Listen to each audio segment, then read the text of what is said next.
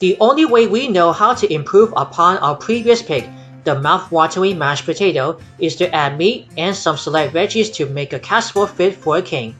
Originally conceived as a way to use up leftover meat, shepherd's or cottage pie is traditional Irish or English recipe that's passed down from generation to generation. Made with lamb or mutton in its native homeland, or often beef in North America. In the end, it's all the same glorious concoction, simple, hot, and filling. First, we're going to start by preheat your oven for 400 degrees Fahrenheit. You want to make sure the oven will be nice and hot. You're going to take out 9 by 13 inch baking pan.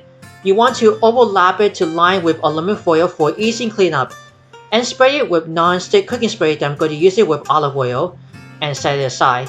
You can use a casserole dish if desired.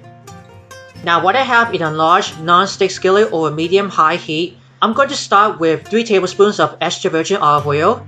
Just want to get that nice and slightly hot, and I just swirl it around from the pan just like that, just keeping it hot. Now I just peeled 4 cloves of minced or pressed garlic, and I'm going to throw that right in. Now I have only peeled and roughly chopped 1 medium yellow onion, minced 3 stalks of celery, and I just peeled and minced 3 medium carrots. And I'm going to saute until softened. It took about like 5 or 7 minutes or so. I'm going to see how just nice and it gets softened. Now after it's translucent, you're going to plop in the meat. I have only 1 pound either lean ground lamb, or I'm going to use the one with the lean ground beef. And I'm going to break it around to brown it over. After this, there might be the garlic, onion, celery, and carrots all have been sauteed. So once all the meat just brown, I'm going to add in 1 tablespoon of Worcestershire sauce. Then I'm going to add 2 tablespoons of tomato paste. And you're going to keep going. I'm going to use the one with the wooden spoon. So once get everything coated, I'm going to sprinkle a 1/4 cup of all-purpose flour. You want to get and make a nice roux. I'm also going to pour a 1/2 cup of red wine. Then I'm putting 3/4 cup either of beef, chicken, or vegetable broth. I'm going to use the beef broth because I love going to have with beef flavor. I'm just going to keep stir all the way around to thicken up the sauce. You can see just a little one, but that's alright. I'm going to sprinkle some of the dry herbs. I have only 1 tablespoon of parsley flakes and 1 teaspoon of dry oregano. I'm going to follow by 1 teaspoon of kosher salt and 3/4 teaspoon of ground black pepper according to taste. Just want to keep stirring around occasionally. Don't forget to reduce the heat to low. We're going to gradually stir in the corns and peas.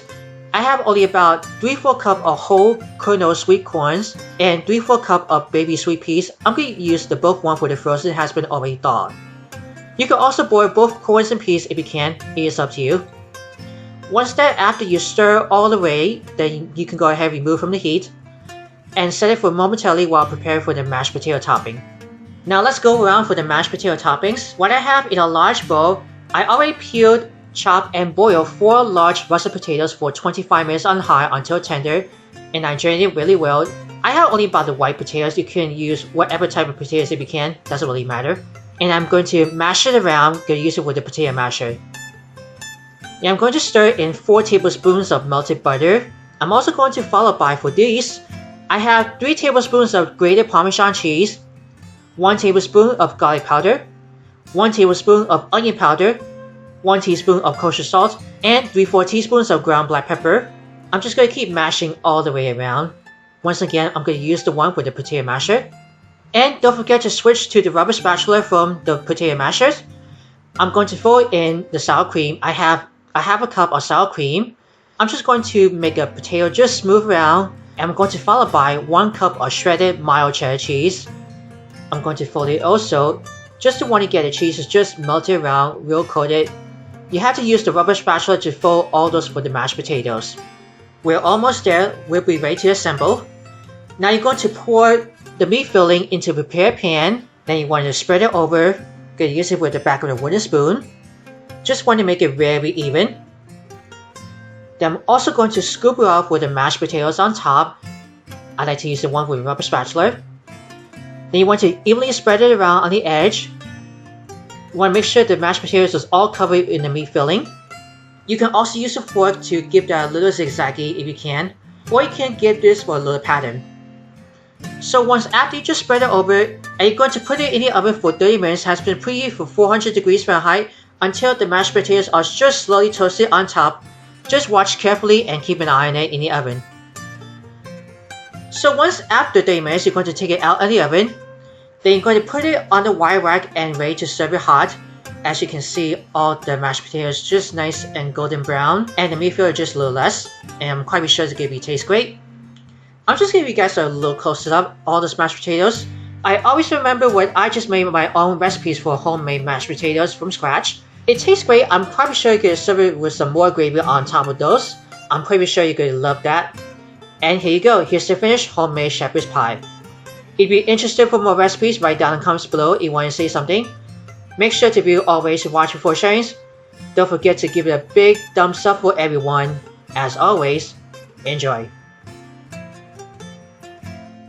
Are you a fan of our videos? Be sure to subscribe to Worldwide Campus News and Entertainment. Then ring the bell to see all notifications about the new videos and the latest video.